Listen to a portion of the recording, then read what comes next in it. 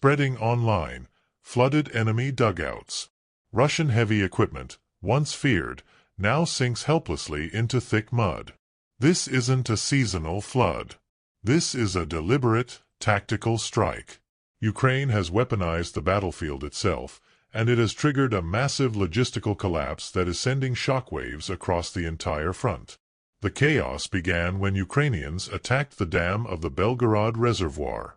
The effect was immediate. Water began to pour across the landscape, flooding the critical roads used by the Russians for their military logistics.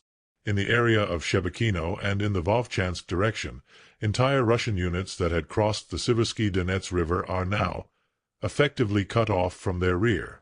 They are trapped on a newly formed island, and according to local sources, the water level is continuing to rise. The logistical nightmare has begun. But while one part of the Russian front is drowning, another is burning. The most critical situation on the entire front is now in the Pokrovsk direction. As if in a panic, knowing their logistics elsewhere are failing, the occupiers are throwing everything they have at this city.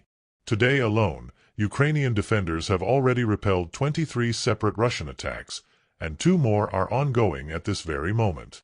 The occupiers have started using heavy equipment more frequently, in a desperate attempt to break through between the Ukrainian units.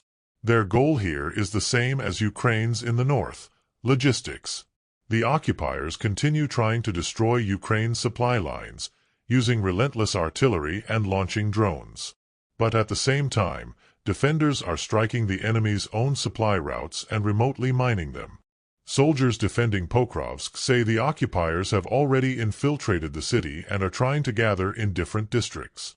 Their plan is not to entrench themselves. They intend to advance further north, to disperse Ukraine's forces and, critically, to block the main logistical corridors leading to the city. It is a desperate race for control, a battle of logistics being fought with fire and blood. And how does Ukraine see all this chaos? How do they find the tanks stuck in the mud and the units massing in Pokrovsk? They use their all-seeing eyes. The reconnaissance drone, codenamed Lelika, is the eyes of the artillery for the 110th Separate Mechanized Brigade.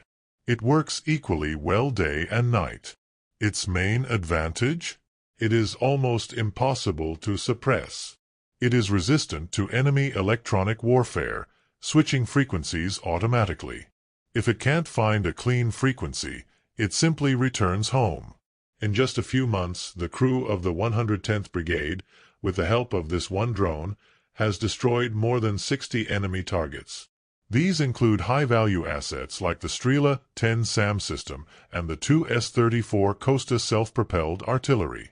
This drone flies deep, finding targets others can't. In one instance, the crew was conducting general reconnaissance, deep into the rear.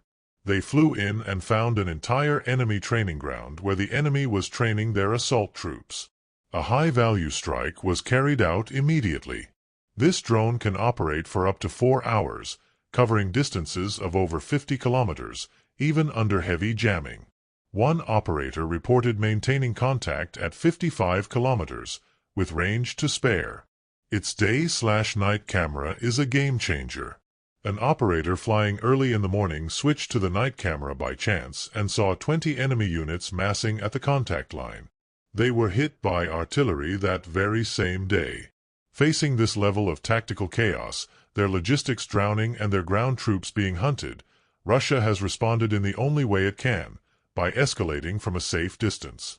Russia has launched serial production of new, modernized KAB-guided aerial bombs, with a terrifying new range of up to 200 kilometers. These are not the old bombs. They are closer to cruise missiles. They've strapped a jet engine onto them. This gives them increased speed, greater accuracy, and the ability to strike cities that were previously considered safe. They have already been used in the Kharkiv, Poltava, and Odessa regions. One of the latest tests achieved a range of 193 kilometers. With a heavy 315-kilogram warhead, it's the ideal weapon for Russia. Cheaper than a ballistic missile, but carrying a payload 5 times greater than a Shahid drone. But as Russia escalates its air terror, Ukraine and its partners are preparing to counter it. A new interceptor for these bombs is currently being tested in France. It's a hunter drone, guided by specialized radar and artificial intelligence, designed to shoot down these new cruise missiles. Until it arrives, mobile anti-aircraft systems like the Jeopard, as well as electronic warfare systems that jam the bomb's satellite guidance, are proving effective. But when bombs fail to change the narrative, and your tanks are still sinking in the mud, what is left? For Putin, the answer is the ultimate bluff: nuclear threats. The Kremlin is now boasting about the successful test of the Burevestnik, a missile with a nuclear power unit. Propaganda media is calling it the Flying Chernobyl. They claim it has a nuclear turbojet engine that allows it to stay airborne for an unlimited amount of time, even months. Yet, there is no video or photo evidence of this successful test. They just make loud statements, claiming it has no analogs. Is this weapon real? Or is it a paper dragon? Putin first spoke of this superweapon back in 2018. A year later, it became known that the Burevestnik missile had failed its tests. Then, complete silence for years. Why, after a failure in 2019, were there no more tests until now? Experts remain skeptical.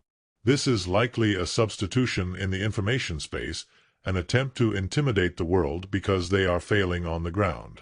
The actual production capability is likely 2 or 3 experimental prototypes per year, at most.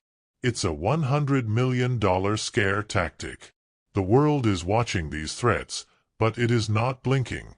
U.S. President Donald Trump has already responded.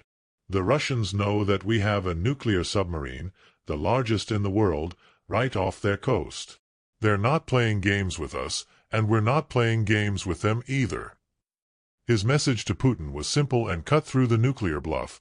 Putin should end the war that was supposed to last a week, but has now dragged on for a 4th year. That's what he should be doing instead of testing missiles. In the end, no amount of propaganda about a flying Chernobyl can hide the images the world is seeing today. Russian tanks stuck and sinking in a sea of mud.